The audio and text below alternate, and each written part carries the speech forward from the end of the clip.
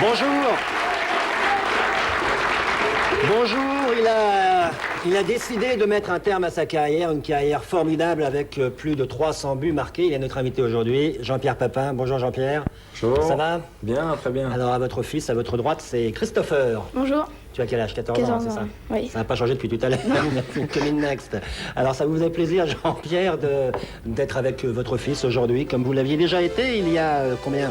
7 ans sur notre plateau, quand vous aviez été élu meilleur joueur européen. Exact. Alors vous avez toujours été très complices tous les deux. Et Christopher, évidemment, tu as toujours joué au football. Là, on te voit avec le maillot de Montpellier ce jour-là. Alors dis-nous dans quel état d'esprit, Christopher, tu es par rapport à la décision de ton père, de ton champion de père, d'arrêter de jouer. Est-ce que ça te fait plutôt plaisir ou est-ce que, au contraire, ça te rend triste? Bon, ça me fait plaisir, bon, parce qu'il sera avec nous à la maison, on pourra le voir plus souvent. Il sera tout le temps là. Et ça me rend triste parce que je ne verrai plus à jouer à la télé. On verra toujours beaucoup de buts d'archives, voilà. tu sais.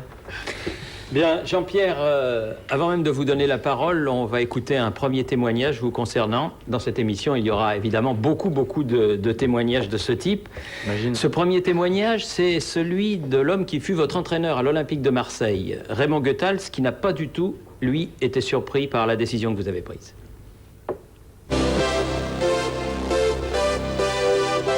Quand l'OM avait gagné, mais il avait marqué et qu'on avait mal joué, alors il disait, on a fait un très bon match. C'était ça, Papin, donc toujours ce but marqué était sa vie, n'est-ce pas? Et c'est pour ça que lorsque je l'ai vu partir la dernière année de sa carrière à Guingamp, que je me suis dit, après avoir été au top si longtemps, il ne va pas s'amuser. Ce n'est pas pour lui. Et j'ai eu raison parce que j'ai appris qu'il a quitté après quelques mois. Jean-Pierre, pourquoi avoir choisi Guingamp?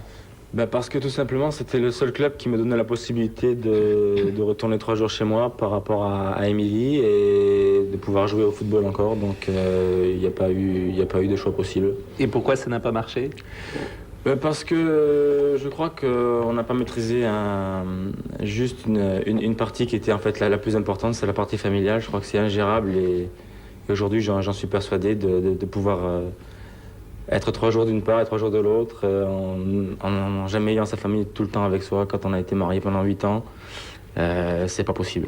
Et c'est l'occasion pour nous de rappeler l'association Neuf de Cœur. Je crois que vous allez voir les coordonnées. Vous pouvez envoyer vos dons. C'est l'association que vous avez créée avec Florence, votre épouse, qui est dans le public avec nous aujourd'hui. Et cette association s'occupe des enfants qui souffrent de lésions cérébrales. Alors, mise à jour du foot international, c'était mercredi dernier, avec les éliminatoires de l'Euro 2000 en retard et certains matchs amicaux. Philippe Huy. Parmi les Français de l'étranger, Bichente Lizarazu, qui fait la une de notre confrère Bleu Blanc Foot, magazine de Marianne Mako. Bichente Lizarazu joue aujourd'hui au Bayern de Munich. Vous y avez joué aussi. La dernière fois que vous vous avez affronté, Bichente, c'était en finale de la Coupe UEFA 96. Vous étiez au Bayern, il était à Bordeaux. Écoutez son témoignage.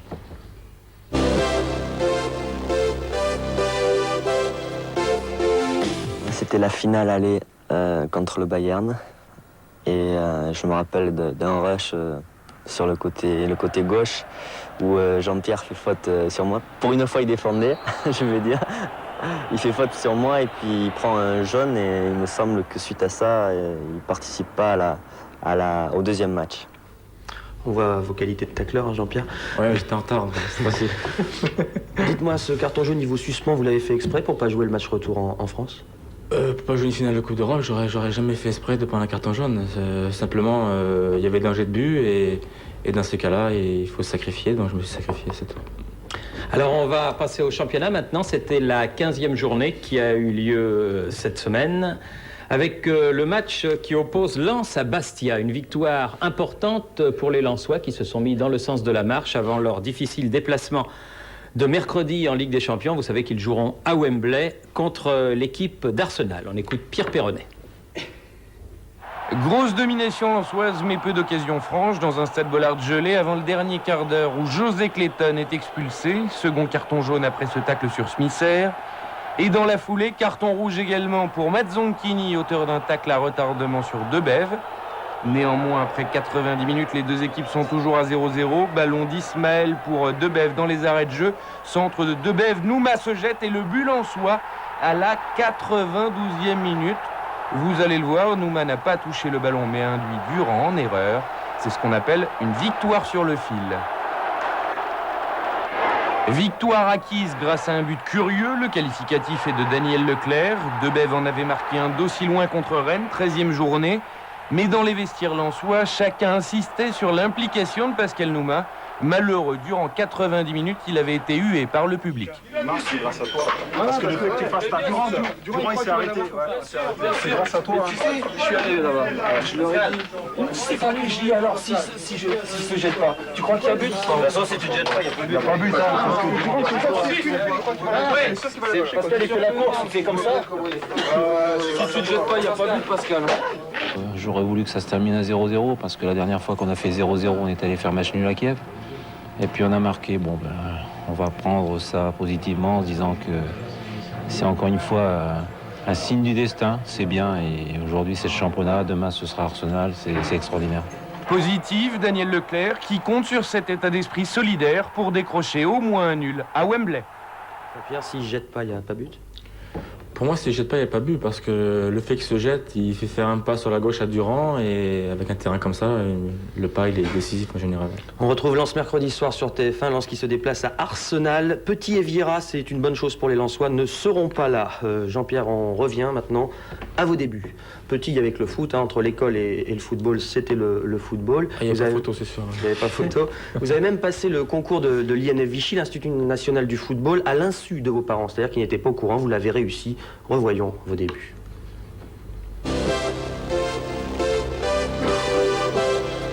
Donc c'est en 1981 que vous entrez à Vichy. On vous voit là, vous allez voir à l'extrême droite à l'échauffement. Et l'image suivante est encore plus rigolote. Voilà.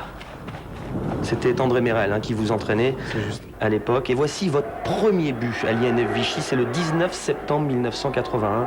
C'est contre Cournon. Vous allez marquer une petite trentaine de buts en 3 ans à Vichy, en vous baladant entre l'équipe de D3, l'équipe de D4 ou l'équipe de DH.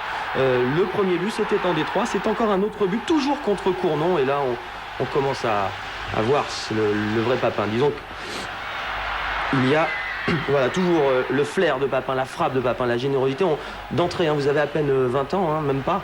À cette époque-là, ça c'est votre premier but en 2e division avec Valenciennes, puisqu'après l'INF Vichy, vous rentrez à Valenciennes, où vous allez marquer une quinzaine de buts en une saison.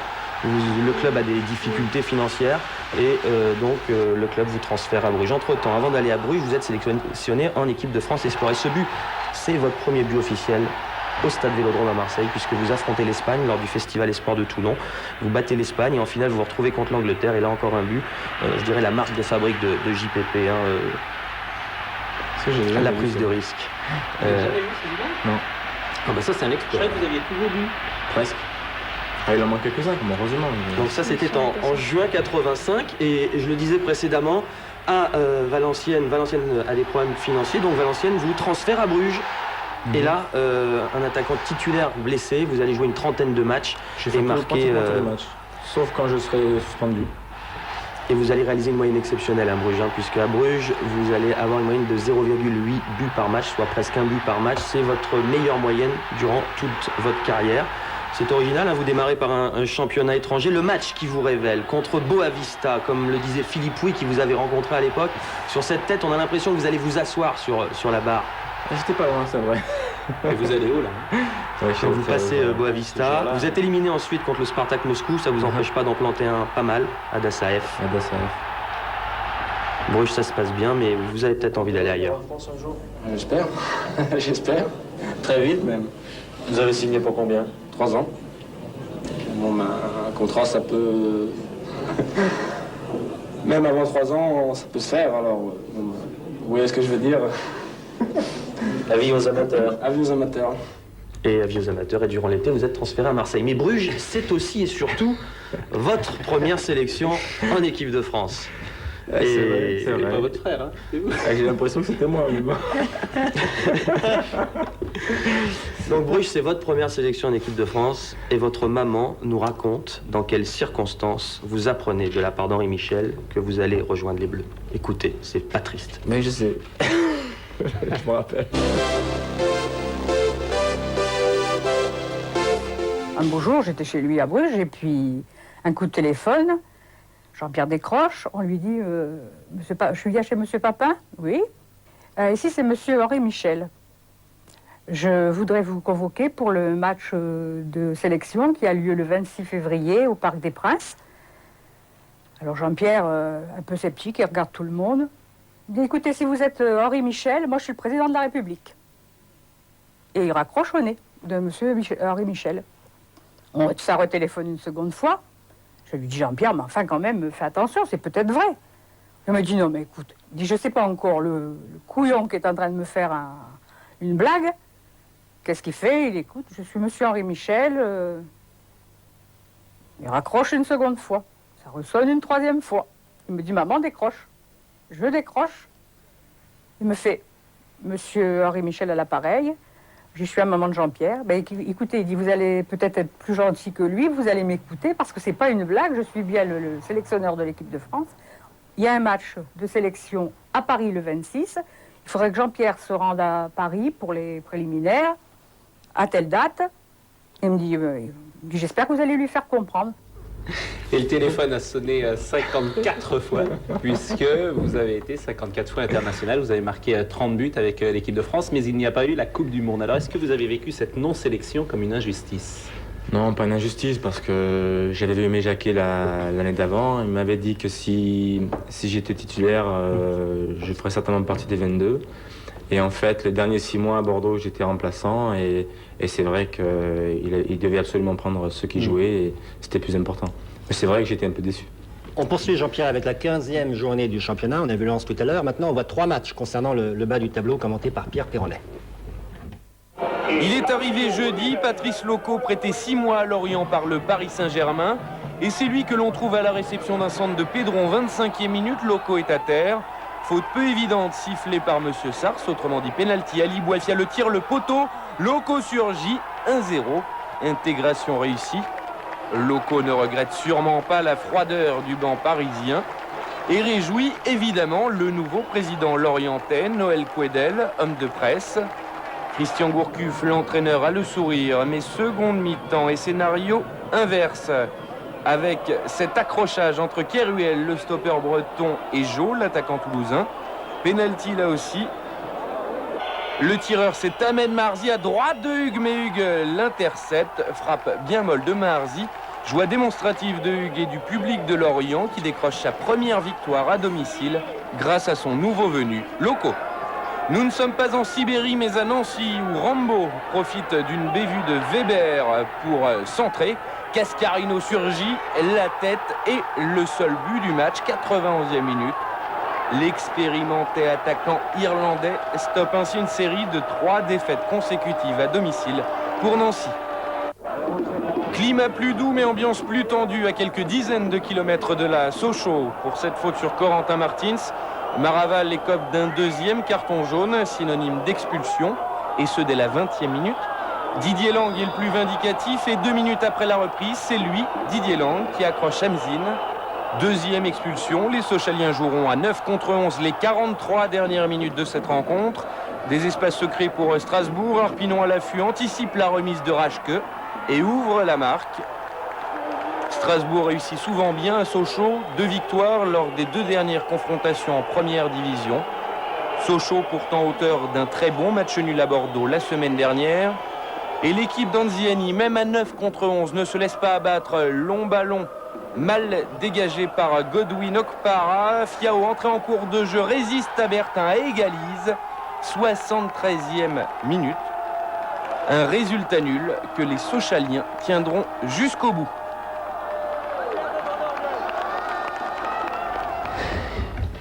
La suite du championnat, c'est dans un court instant. On laisse passer une page de pub et on retrouve Florence, Christopher et Jean-Pierre Papin tout de suite après. À tout de suite.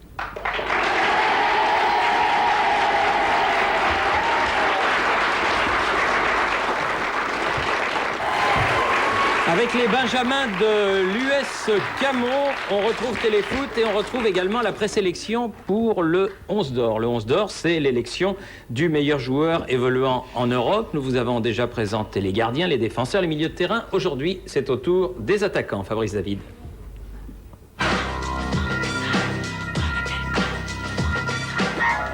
Gabriele Batistuta, le meilleur buteur de l'histoire du football argentin devant Maradona. Attaquant complet, il a marqué 5 fois en Coupe du Monde.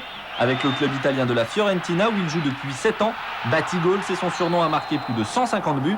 À Florence, c'est une idole. Des supporters lui ont même demandé de se présenter aux élections municipales.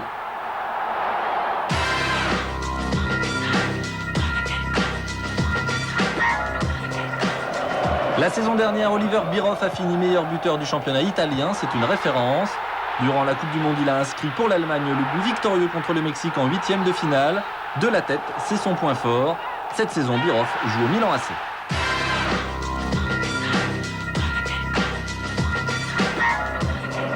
C'est le dernier petit prodige du football, 19 ans, 1m75, l'anglais Michael Owen a marqué le plus beau but de la Coupe du Monde, un slalom dans la défense argentine et cette frappe. Depuis, avec Liverpool, il enchaîne les performances comme contre Newcastle en début de saison, un triplé, dont ce but.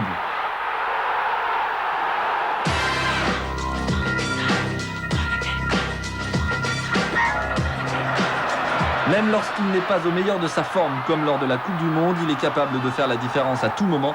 Depuis qu'il a 18 ans, Ronaldo est une star planétaire, le joueur le plus cher du monde. Jamais un footballeur n'avait déclenché aussi vite un tel intérêt de la part du public, des entraîneurs, des sponsors. Ronaldo, c'est la technique, la puissance, le démarrage et des buts, beaucoup de buts. Une moyenne d'1 par match à Eindhoven, puis à Barcelone et plus de 30 l'an dernier avec l'Inter de Milan.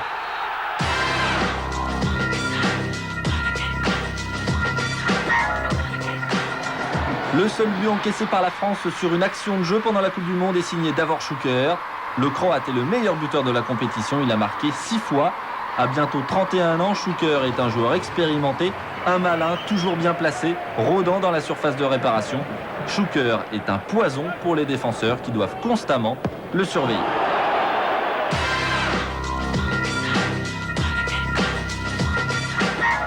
Christian Vieri, la terreur des défenses en raison de sa présence athlétique, il est très difficile à arrêter ballon au pied. Lors de la Coupe du Monde, il a marqué 5 buts, dont celui-ci, contre le Chili. L'Italien a fini l'an passé meilleur buteur du championnat d'Espagne avec l'Atlético Madrid. Vous venez de voir notre sélection des meilleurs attaquants. Si l'un d'entre eux mérite selon vous le 11 d'or, vous pouvez jouer soit sur le 3615 TF1, soit en envoyant le bulletin de participation que vous trouverez dans 11 mondial, soit sur papier libre à l'adresse inscrite sur votre écran. Voilà, votez nombreux, il y a 200 000 francs de prix à gagner. Jean-Pierre, c'est lequel le meilleur pour vous des attaquants? Ils sont tous très forts ceux-là, mais moi j'ai une petite préférence pour Batistuta. Le joueur de Florence. Ouais. Quelqu'un à présent que vous allez avoir beaucoup de plaisir à entendre, on en est certain. Lui, en tout cas, il était ravi de nous parler de vous et de nous raconter une histoire du temps où vous jouiez à l'OM avec lui. C'est Chris Waddle. Écoutez ça.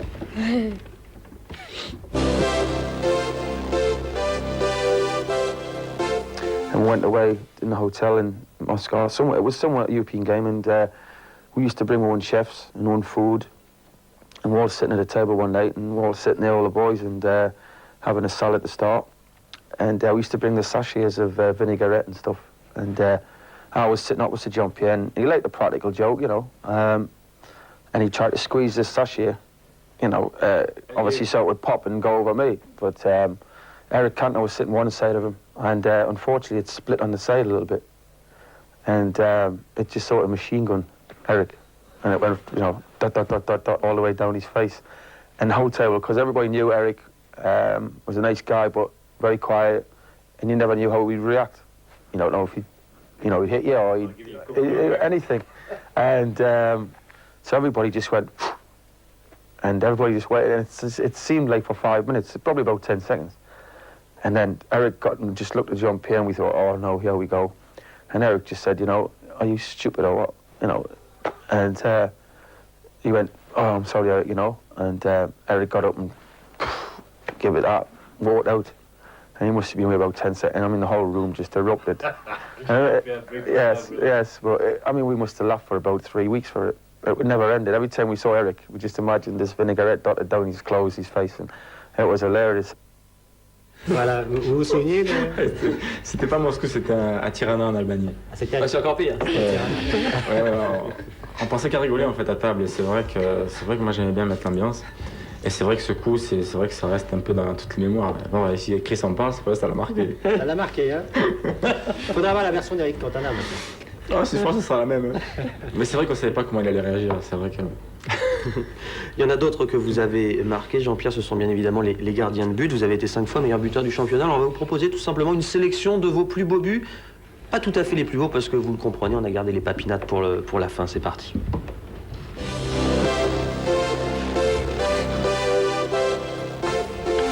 Avec Marseille, au Havre, lors de vos débuts avec l'OM, contre Nantes, vous vous rappelez de celui-là, non? Une course de 60 mètres. Qui sont vos adversaires là?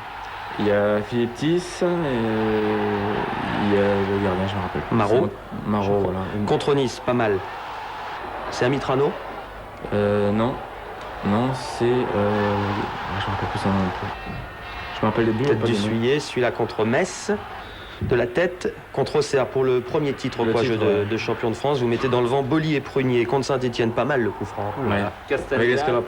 Et celui-là, là, racontez-nous, quand vous arrivez devant Martini, il tombe sur les fesses, hein, vous lui faites du talon? Non, le problème c'est que Bruno me connaissait parce qu'on était en équipe de France ensemble et il pensait que j'allais frapper fort en fait. Et au dernier moment, comme je l'ai pas vu bouger, j'ai essayé de la placer. Bon, c'est rentré avec le poteau en plus. Ça c'est où? À Athènes. Bien vu. En Coupe d'Europe contre l'Allemagne.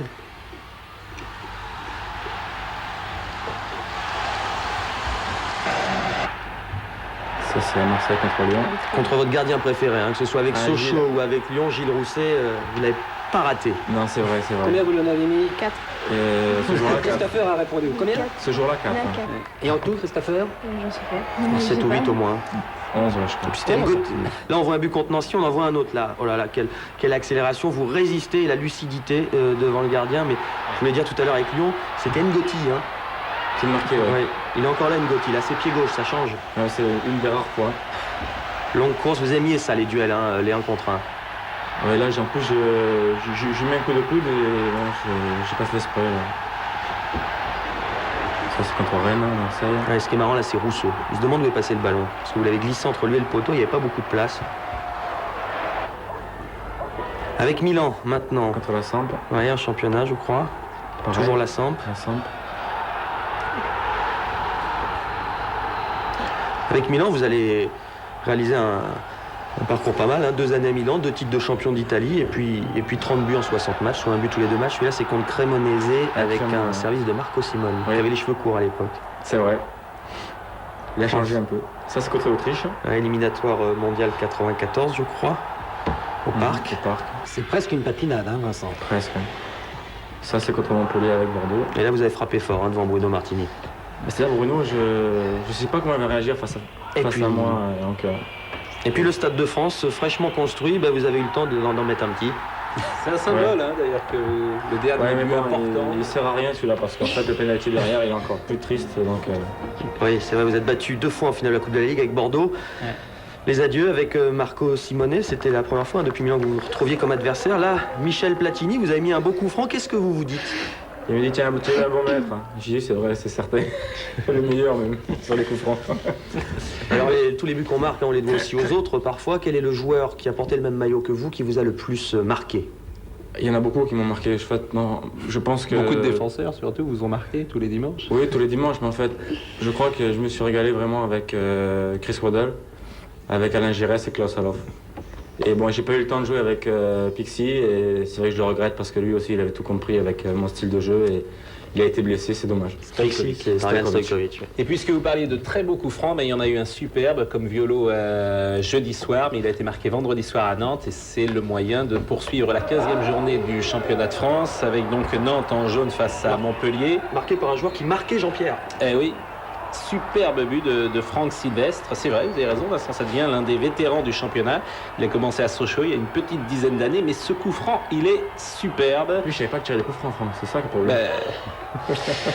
Après 10 minutes, Montpellier mène à la Beaujoire 1-0. Olivier Monterrubio pour une réaction nantaise, toujours en première période. Flukinger a arrêté. Puis à la 41e minute, Fabry Decroix. Fabry qui a fait un très bon match. C'est sûrement l'une des meilleures recrues nantaises. Et c'est Decroix qui marque un but partout. Nantes n'a plus gagné depuis le 3 octobre. Metz se déplace à Auxerre. Auxerre qui jouait son 700e match en première division. Frappe de Risetto à côté. Auxerre reste sur 4 matchs difficiles puisque 1 point pris sur 12 possibles. Alors que Metz marche bien. 7 points pris sur 9 possibles sur les 3 dernières journées. Frappe de Degnaud sur la barre. Et Marley derrière ne peut reprendre. Superbe geste de Degnaud. Toujours 0-0. On approche de la fin du match. Coup franc de Diomède. Tête de Klaus, le Polonais de la J Auxerre. Et Auxerre s'impose 1-0 face au FC Metz. On revoit le centre de Diomède. La tête de Klaus. Dans les arrêts de jeu, Metz a une occasion grâce à ce coup franc de Rodriguez qui échoue sur la barre. Victoire d'Auxerre, 1-0.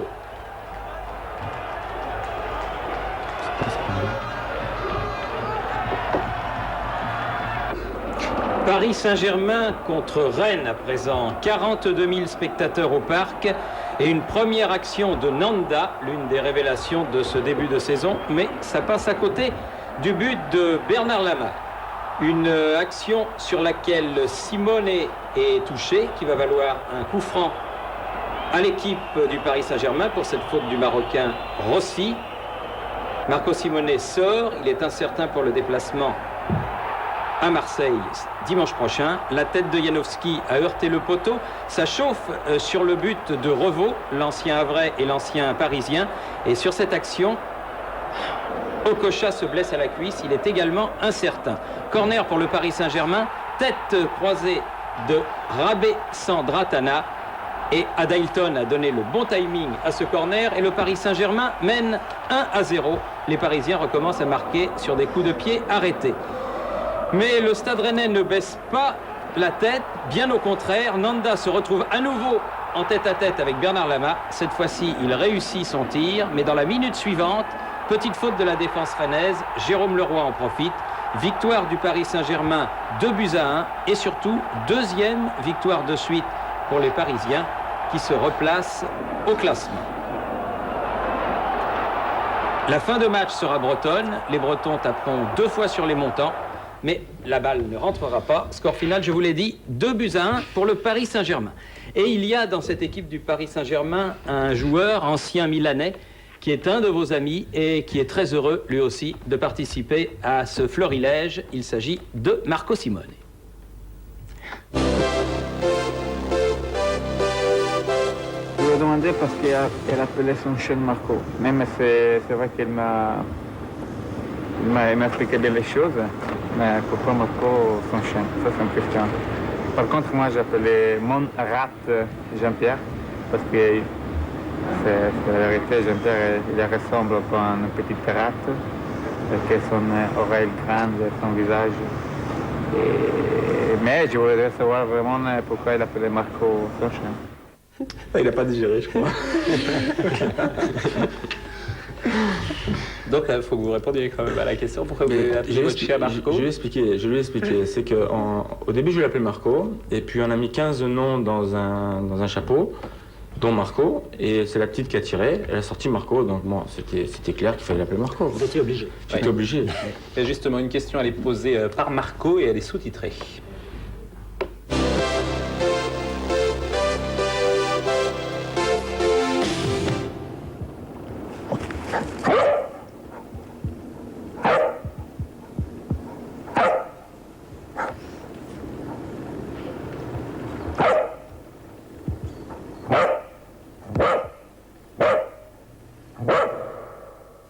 Question intéressante. Voilà. Un aboiement, c'est une phrase avec lui, c'est pas un mot. Ah oui, c'est le langage chien.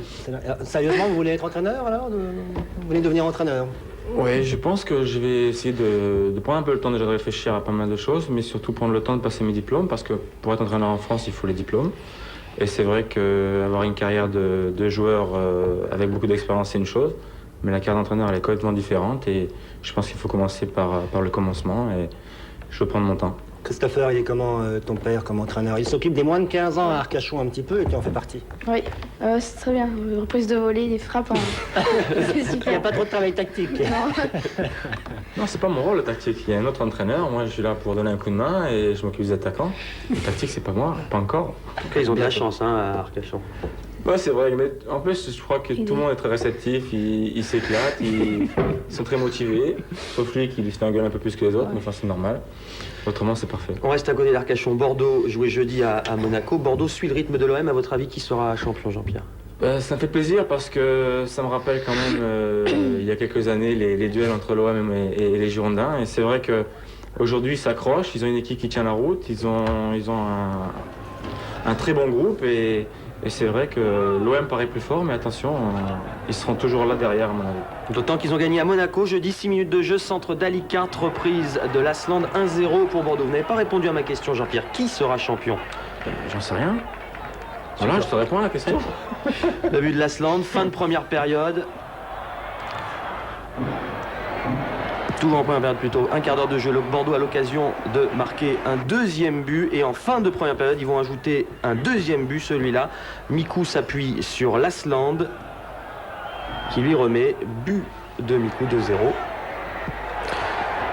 Les Girondins poursuivent tranquillement leur route et leur petit bonhomme de chemin. 11 victoires en 15 matchs. Les Girondins de Bordeaux tournent à plein régime. Deuxième à 1 point de Marseille, dont ils sont les seuls à suivre le rythme. Meilleure attaque et meilleure défense du championnat. Aucun blessé dans l'effectif. Autant de motifs de satisfaction qui n'empêchent pas les Bordelais de garder la tête froide. Quand on gagne à Monaco, on commence à penser au titre? Non, pas du tout, parce que notre objectif est toujours l'Europe. Donc quand on aura atteint l'Europe, déjà, ce sera déjà bien. Et puis après, on verra si on peut faire quelque chose de mieux. Le maintien est assuré, mais maintenant, on a toujours ambitionné un peu plus haut quand même. Il ne faut pas jouer les faux culs, je dirais. On ambitionne d'être européen. Donc c'est la 4e place qui nous intéresse. On a fait jusque-là ce qu'il fallait. Il ne faut surtout pas se relâcher et continuer. Le bilan bordelais actuel autorise tous les espoirs. Certes, Marseille possède un effectif plus riche et plus étoffé, mais les Girondins, s'ils en ont l'occasion, ne se priveront pas pour passer devant. Je pense que pour l'instant, on passe pas au titre maintenant. C'est vrai que si à 5 journées de la fin, on est encore second, on y pensera forcément. Donc là, on est content d'avoir déjà relégué Monaco à 12 points de nous pour la course à l'Europe. C'est pour nous le plus important, car ça reste l'objectif principal du club. Maintenant, il reste encore... je sais plus combien, 19 journées, donc ça va être encore très long. On va essayer d'embêter le plus longtemps possible Marseille, parce qu'on sait que c'est une grosse cylindrée. Puis essayer de les dépasser vers la fin, quoi. Fidèles à leur ligne de conduite qui consiste à prendre les matchs un par un, les Bordelais ont déjà la tête à l'Europe. Invaincus en Coupe de l'UEFA, ils affrontent mardi les Grasshoppers de Zurich. La victoire de jeudi à Monaco appartient, elle, déjà au passé. En tout cas, Giroud fait école du côté de Bordeaux auprès des Libopes. Le maintien est assuré. J'aime toujours beaucoup cette phrase-là quand il reste 19 journées à participer. On passe aux insolites de Téléfoot. Maintenant, elles vont être consacrées, vous en doutez, Jean-Pierre, à 100% du Papin.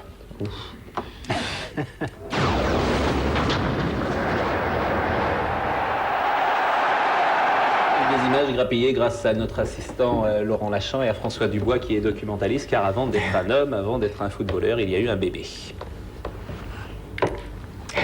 Et déjà, les caméras de Bruno Hulin étaient là. Jean-Pierre, vous êtes né le 5 novembre 1963. Quel signe?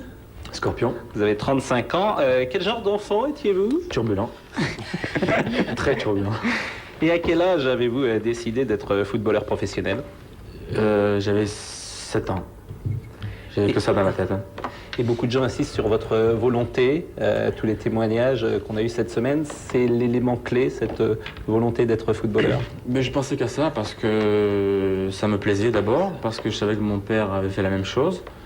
Et puis chaque fois que j'allais quelque part, c'était pour jouer au foot, c'était pas pour faire autre chose. Et c'est vrai que très tôt, j'ai rêvé d'embrasser cette carrière. Je crois qu'elle me l'a bien rendu. Eh bien, puisque vous parlez d'embrasser, chacun sait que vous êtes un tendre et vous êtes terriblement affectueux également, puisqu'en 1989, vous avez croisé François Mitterrand. Alors pourquoi demandez-vous au président de la République de l'embrasser? Parce que c'était un pari que j'avais fait avec mes amis joueurs de l'OM à l'époque. Et j'avais même dit que je l'embrassais sur le front, mais je me suis dégonflé dans le moment. Et vous l'avez embrassé sur la joue. C'est en 89, quelle est l'équipe de l'OM que vous avez préférée? Ouais, je crois que c'est celle-là. Par rapport à l'amitié qu'il y avait entre nous, c'était celle-là. Après, c'est devenu un peu plus équipe avec de la pression autour. Et on devait assumer tout le titre de champion. Et c'est vrai que c'est devenu de plus en plus difficile. Et puis, après 89, il y a eu Florence qui est avec nous aujourd'hui. Et si certains accrochent à leur balcon un mouchoir, c'est leur manière de dire oui ou non, vous aviez un bandana autour du bras lorsque vous étiez capitaine, c'était pour elle. Oui, c'était pour elle, tout à fait. Et elle me l'avait donné, je l'ai mis parce que ça me faisait plaisir. Et puis moi, je pensais à elle tout le temps, donc voilà. Et à l'époque, il y avait un petit secret, hein, parce que personne ne savait vraiment pourquoi vous aviez ce bandana. Voilà, vous savez. Et puis alors, Jean-Pierre, bon, peu de téléspectateurs le savent, mais vous avez fait une carrière assez importante, cinématographique. J'irai droit au but. Donc Skipson, fiction linéaire, l'influence godardienne peut-être, bressonienne sans doute, dans un film par hasard du tout. Plus décontracté, plus cool, une évolution importante dans votre carrière, on sent l'assurance, la maturité, vous avez choisi le dépouillement total dans l'expression, l'influence du muet, cette fois plus que jamais vous ne vous exprimez dans ce film. Ça c'était juste avant un court-métrage, à texte, celui qui suit. Collectionne les points fidélité et offre-toi le maillot de Jean-Pierre Papin. Le foot, un jeu d'enfant. Facile. Tu cherches l'ouverture, tu fixes ton défenseur, tu tentes le 1-2, tu t'engouffres dans l'espace et tu vises la lucarne. Comme moi, collectionne les papinades. Jean-Pierre, tu vas rater. Et puis une dernière, Je peux pas. Jean-Pierre, il y a c'est quelques mois. Je le rappelle. Jean-Pierre, tu viens me coucher. Ah là, l'objet de toutes les passions. Jean-Pierre. Vous avez aimé faire ça visiblement au plaisir? J'ai éclaté. Je me suis éclaté. Est-ce que vous aimez les escalopes?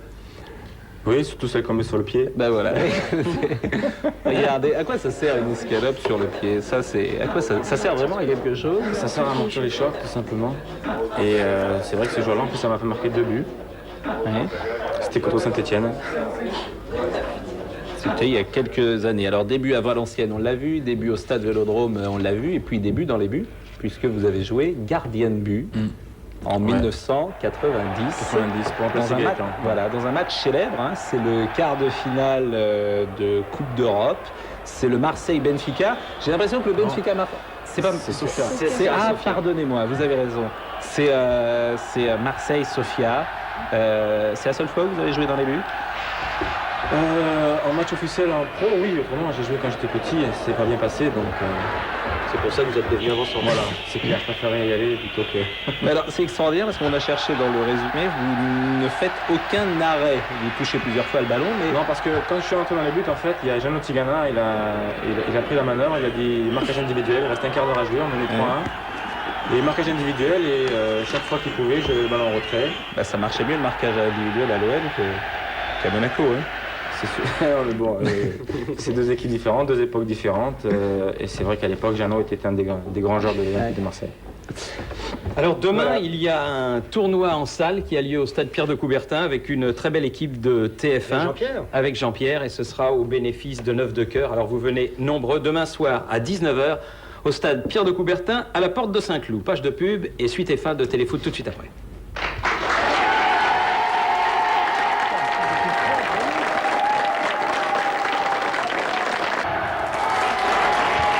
Retour au football avec Jean-Pierre Papin qui vient d'arrêter sa carrière.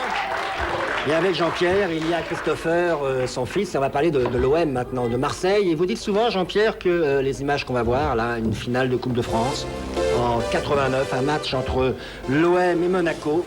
Vous dites souvent, Jean-Pierre, que cette finale, c'est votre chef-d'œuvre. Vous aviez marqué 3 buts magnifiques, on va les voir. Et c'est effectivement votre meilleur souvenir. Pour moi, c'est le meilleur souvenir parce qu'il y avait tout le jour là. Je crois que personne ne m'a pu m'arrêter ce jour-là. Puis j'avais la chance, je prends le poteau, tout ce que je touchais, ça réussissait. Bon, sauf le pénalty après. Oui, on va le voir, le pénalty. Vous avez marqué 3 buts, on revoit le premier. On verra chacun des buts avec une caméra isolée. Le pénalty vous aurait permis de marquer 4 buts en finale de Coupe de France. C'est jamais arrivé dans l'histoire du football en France, mais 3 buts, il y a déjà Éric Pécou. Je sais. Vous savez. Je sais, mais il a marqué après prolongation. Donc j'ai un petit avantage. Tiens, c'est Sonor, Luc Sonor qui était notamment au marquage. Il y avait Sonor, il y avait Battiston, il y avait Ettori. Ouais. Christopher, tu avais quel âge? Tu avais 5 ans. 5 ans, tu étais au parc? Non, Non, je crois pas. Mais tu connais ces images, tu les as sûrement vues Plusieurs fois. Oui. Qu'est-ce qui va se passer là, par exemple, Christopher? Fais voir tes débuts de commentateur. Là, il est lancé, il va arriver dans la surface, il fait une frappe tout là-bas. Pas mal la frappe, Il sans rien plus. faire. Qu'est-ce que t'en penses? Ouais. Pas mal. Ouais, Pas pas mal. mal, ouais. Non, c'est une frappe magnifique, exceptionnelle. Et là, qu'est-ce qui va se passer, Christopher, maintenant? Il va prendre un carton parce qu'il sort du terrain. Mais vous appelez pas Christopher. Non, il va rater un penalty. C'est arrivé quelques fois, hein, vous en avez raté peu. Ouais. Surtout sur la fin, beaucoup. Il y a moins de confiance peut-être. Il va le tirer à droite ou à gauche, Christopher? Vite, vite, vite. À gauche. Oui. À gauche. Bien, et ben Marseille, on va les retrouver, Christopher et Jean-Pierre, puisqu'il nous reste un match à voir. La première défaite de l'OM à Lyon. On retrouve Fabrice David. 40 000 personnes au stade Gerland, 17e minute, transversale de Malbranque. Linares a pris le dessus sur Moses, centre en retrait, contré par Blanc et Linares marque en coin. 1-0 pour Lyon. Linares marque son premier but en première division. L'OM est mené au score. Linares a voulu centrer, Blanc contre de la cuisse. Porato est parti, il doit revenir. Linares frappe sans angle. Porato ne peut sortir le ballon. En deuxième mi-temps, coup franc pour Lyon. Violo et Caveglia sont deux spécialistes. Violo s'élance et marque. Il place le ballon dans la lucarne. Un coup franc superbe, inarrêtable. Deuxième coup franc victorieux de Violo en 15 jours. 2-0 pour Lyon. À un quart d'heure de la fin, Marseille, qui ne veut pas accepter une première défaite, accélère. Camara, ça va très vite. Les Marseillais sont en surnombre. Centre de Camara devant le but. Maurice reprend à bout portant. Marseille revient à 2-1. Et même si Maurice se dépêche pour l'engagement, ce but est le seul de l'OM. L'OM qui perd pour la première fois de la saison à Lyon. Lyon 2, Marseille 1 a signalé le carton rouge pour Bach et qui tacle violemment Pires en fin de match. Bach est expulsé. Et si Pires n'avait pas sauté au dernier moment, ça aurait pu être très dangereux.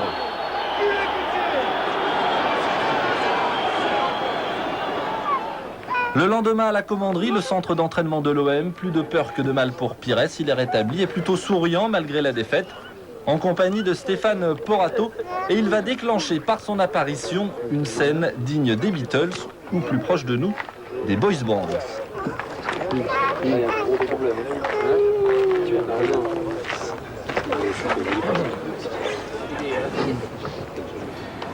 Voilà.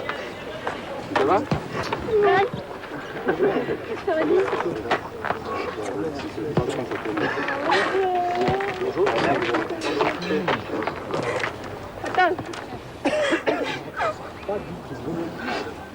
C'est ça aussi l'effet Coupe du Monde. Pour le reste, rien à signaler. Devant une cinquantaine de spectateurs, seuls quelques remplaçants s'entraînaient. Colter, Brando, ainsi qu'Andreas Kopke, pourtant sur le départ. La plupart des titulaires de Lyon sont aux soins. Et Courbis, lui, estime que l'OM restera quand même l'équipe à battre. Ça sera peut-être 1 degré et 1 millimètre de motivation de moins pour nos adversaires, puisque nos adversaires, là, ils rencontraient l'OM, qui est déjà un club assez particulier à rencontrer. Ils les rencontraient vaincus. Là, ils vont les rencontrer, et putain, on va rencontrer l'équipe qui n'a perdu qu'une fois. Donc, non,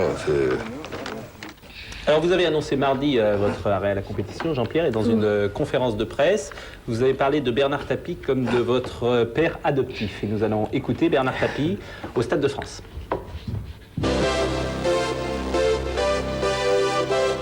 Ça n'a pas été assez souligné, Jean-Pierre est un joueur exceptionnel. Ça veut dire un joueur qui, quand vous jouez contre une équipe de même niveau que le vôtre, ou que la situation n'arrive pas à se débloquer parce que ce jour-là vous n'êtes pas en forme, mal organisé, va mettre le but qui déclenche la victoire du match. Alors qu'on ne s'y attend pas. C'est le joueur exceptionnel.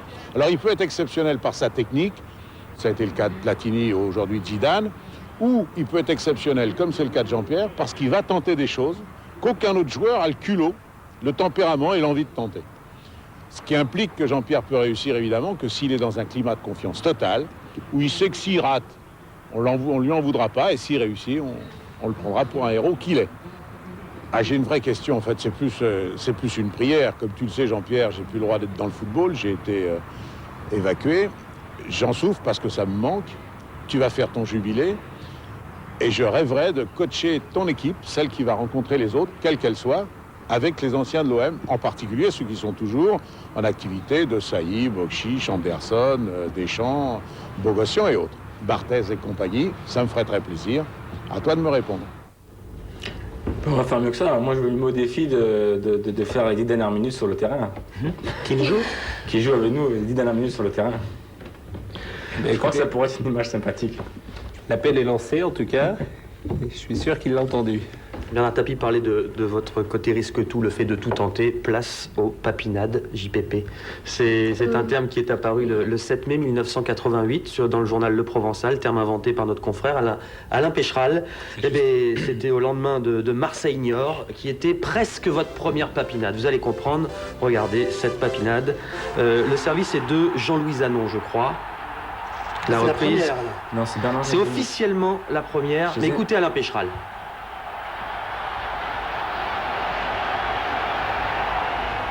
J'ai inventé la papinade et bon, j'ai pas de grand mérite, c'est venu spontanément, un petit peu comme le geste de Jean-Pierre lui-même. Mais en réalité, ça s'est fait en 2 temps, parce que la première papinade date, je crois, du mois de décembre 86. C'était contre le Racing d'Olmeta. Mais si vous voulez, c'est la répétition du geste près de 18 mois plus tard qui a fait que le terme m'est venu à l'esprit et bon, j'ai employé papinade. Et les papinades vont succéder aux papinades. Celle-là contre Montpellier, service de Karl-Heinz Foster. Vous les avez toutes gardées dans votre vidéo, Jean-Pierre? Presque toutes, mais il m'en manque quelques-unes. Et d'ailleurs, je crois que le 12 janvier sortira une cassette qui retracera par contre toute ma carrière et tous les buts que vous voyez aujourd'hui. Celle-là, elle est pas mal. Hein. C'est au Luxembourg, en Coupe d'Europe, et Goethals s'en est tout retourné. Regardez-le. Vous salue. Avec Milan, contre Ancône, là, je crois. Oui. Tiens, battable, hein, ça. Christopher, Ouais. là, tu les as un peu plus vues, toutes celles-là, puisque tu avais une dizaine d'années. Ta préférée? C'est la Porto. Bon, là, je sais pas si on la verra. C'est la Porto en Coupe des Clubs Champions. Ah, Porto, bien sûr qu'on va la voir quand même. Mais celle-là est pas mal. Hein. Ouais, si elle avait pas eu de Éclair. brouillard ce jour-là, ce serait peut-être la plus belle de tous. C'est du talon, ça? Oui. Ouais, du talon. Ouais. En plus, c'est le derby, alors c'était bien particulier. Tentes-tu ninja karaté un peu là? Hein. Voilà, exactement. La voilà, Christopher. Commente-la si tu veux. Ouais, il dit en italien lâche à Gullit, là. Vous voyez sur l'image. Ça lui laisse. Voilà. Ouais, et sous un autre angle, on va voir Gullit s'arrête. Là. Regarde, il s'arrête, Gullit, il bouge plus. Hop.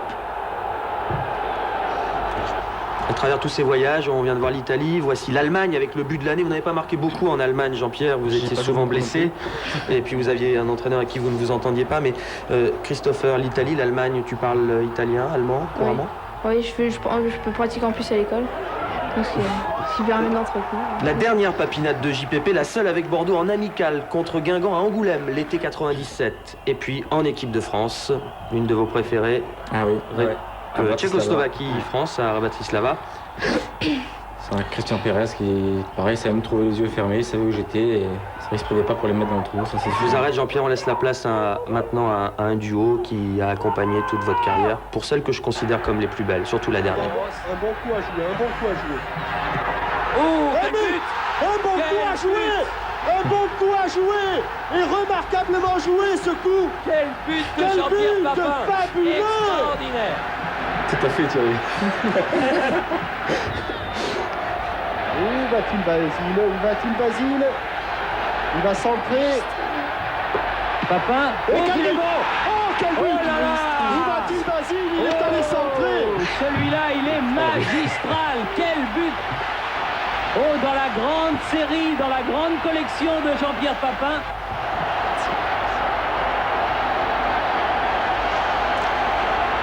C'est laquelle votre préférée, Jean-Pierre? Celle-là. C'est exceptionnel. Hein. Oui, c'est tout retournant. Allez, on passe à la D2 pour terminer avec un joli match de Saint-Étienne qui jouait devant 18 000 spectateurs à Châteauroux. Et il y a pratiquement une papinade, vous allez voir. La balle va parvenir à Bilong, centre de Bilong, et regardez ce que fait Fayolle. Retourné pleine lucarne. Là, on l'a pas trop bien vu, mais on va revoir l'action sous un autre angle, comme on dit. Et là, on va la voir beaucoup mieux. C'est tout à fait remarquable. Il prend sa chance et il a la chance, la réussite de la mettre en pleine lucarne. Saint-Étienne mène 1-0. C'était au début de la première mi-temps. Et au début de la deuxième, un centre de Fayolle prolongé par Revel. Ferraoui de volée. Ça fait 2-0. Dès lors, le match est tué, puisqu'on est en début de deuxième période. Saint-Étienne l'emportera à Châteauroux 2-0. 3 tenus en échec à Niort. Saint-Étienne est donc champion d'automne. 3 est à 1 point. Caen à 7 et Laval à 8. Le national maintenant. Louan Cuiseau qui a gagné à Angoulême est toujours leader. Créteil suit à 1 point. Valenciennes est à 9 points. Ajaccio à 10 et Istres à 11. Thierry, vous êtes à Wembley mercredi avec Jean-Mimi. Oui, exactement, pour un grand match. Arsenal contre le Racing Club de Lens. La qualification va peut-être se jouer. Oui, la qualification dépend beaucoup du résultat de ce match. Et signalons pour ce soir sur TF1, 18h, 17h55 exactement, le gala du Trophée Lalique. Vous avez rendez-vous avec Roger Zabel et Anne-Sophie de Christophe. Alors, il nous reste à remercier la famille Papin. Ah oui, merci beaucoup Jean-Pierre. Alors, bonne chance pour la suite. Merci à vous. Jean-Pierre, Christopher, ça s'est bien passé? Oui, très bien. Et tu avais un peu le trac. Et puis Florence. Et puis Aurélie, Émilie, Meryl et Marco. Qui sont restés à tous les Arcachon. papins. Voilà. Alors mercredi, grande soirée sur TF1 de football, vous regarderez évidemment, vous ne les ratez Je jamais. regarderai, et puis je crois qu'il y aura une petite surprise. Moi, je pense que Lens, ils vont aller gagner. On le là. souhaite, on est tous derrière les clubs français. Ouais. Il y a également la Coupe de l'UEFA mardi. Et puis dimanche, on aura Téléfoot avec deux invités différents. Il y aura Pierre Blaillot, le président du Stade Rennais, et Paul Le Guen, l'entraîneur. Le problème des clubs français, c'est qu'ils s'affrontent entre eux. Mais enfin bon, on verra bien. Comme ça, il y en aura des qualifiés. Voilà, C'est exactement. normalement sûr de qualifier. Voilà, exactement. Voilà, merci à tous. Au revoir. Bon dimanche, à mercredi et à dimanche. Au revoir.